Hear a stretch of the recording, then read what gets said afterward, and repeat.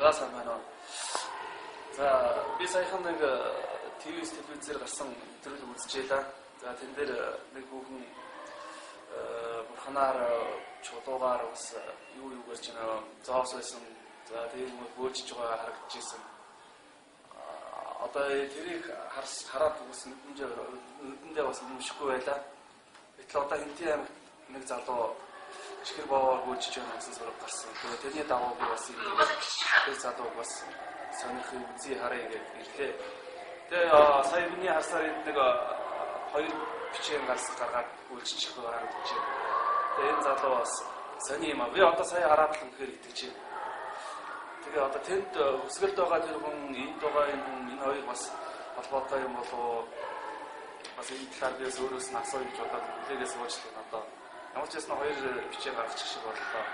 Одоо дахиад энд үйлчлэх гэх шиг тэрийг одоо хараад сууж байна. Үнэхээр сони юм байна. Зүмэр юм байна.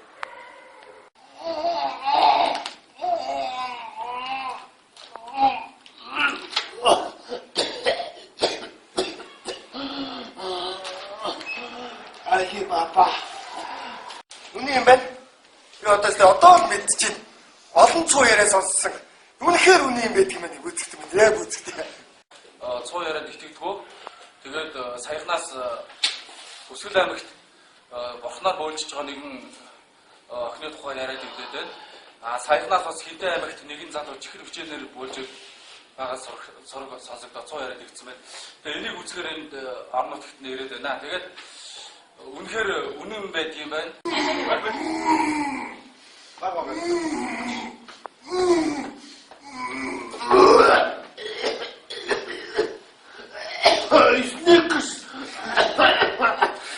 Энэ бол үнэн юм байна.